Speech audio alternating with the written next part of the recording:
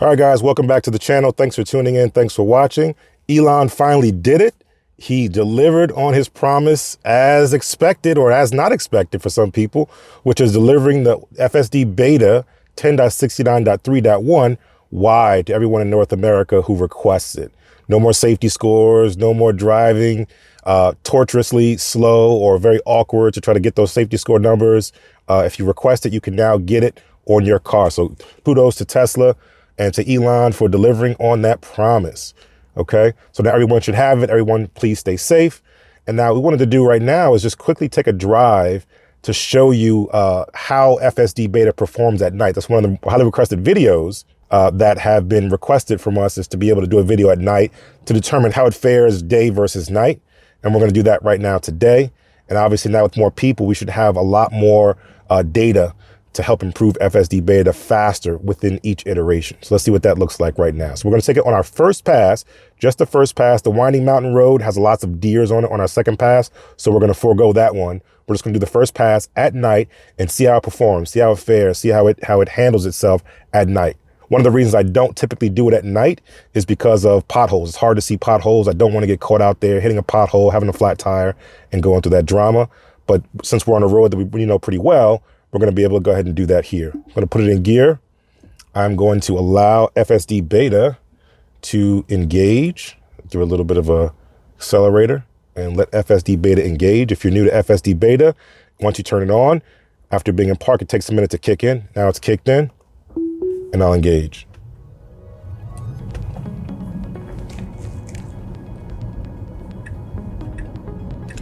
Still getting over a little too close.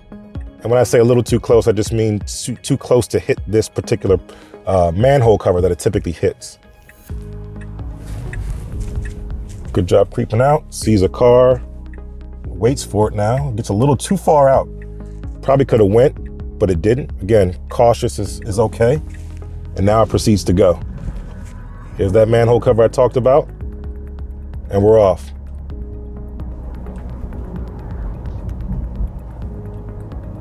Really, really excited for everyone to test it out, to see what FSD Beta can do, to hear people talk about it, raving its praises and saying zero interventions and all that good stuff. And they also see people keeping it real like us and telling how it is. And they also see detractors who say it's awful, who say it's terrible, and it's not good. But there's a middle line. There's a level of truth in that. A little bit hesitant here, taking its time, keeping an eye on that camera for the curb, making sure it's not going too wide. Very wide here. I'll let it go. Doesn't hit the curb, but it gets very wide, a little uncomfortably wide, but that's no different. The last time we did this in the day, it stopped completely uncomfortably. So I think it's performing a little bit better now at night in that regard. Lane lines are not visible. It extrapolates its own lane line, so that's pretty good. And again, in this area, lots of deer, lots of wildlife tend to jump out at night. So I want to be extra cautious here and hope that FSD Beta is also extra vigilant.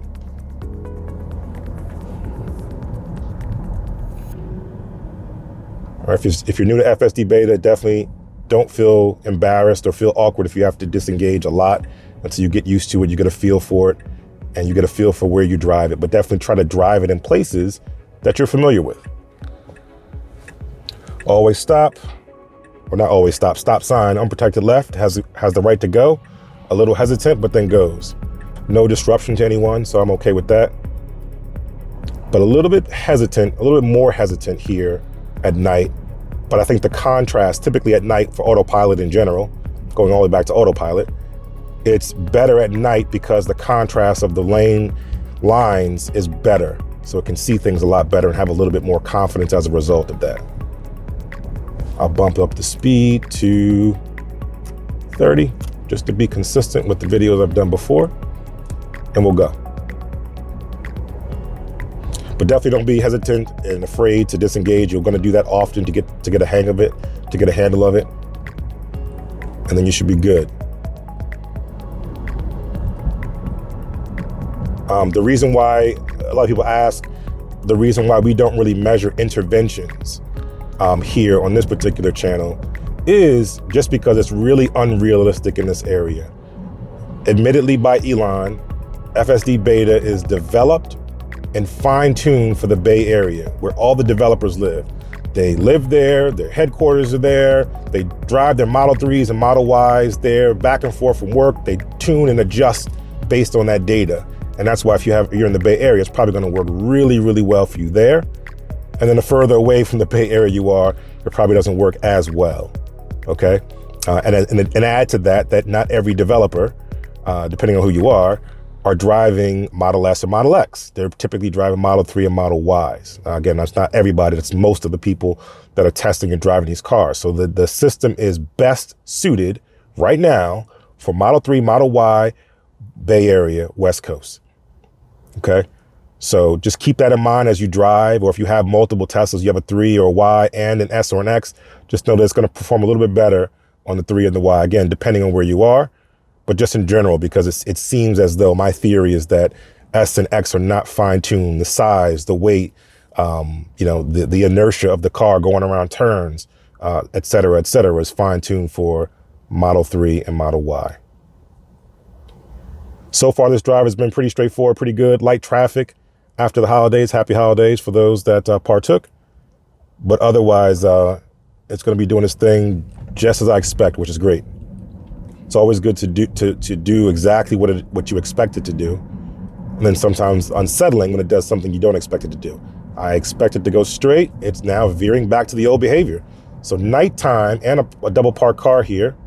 Nighttime brings some unusual behaviors here. So that wasn't great. Because I have it, I will flag that. Not everybody has the flag button. Just a few of the earlier testers have the flag button. Everybody else, you don't have it. Don't worry about it. Tesla's going to get your data either way if you have data sharing enabled.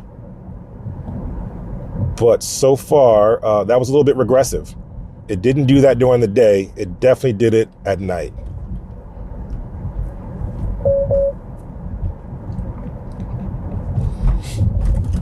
Train tracks, no problem.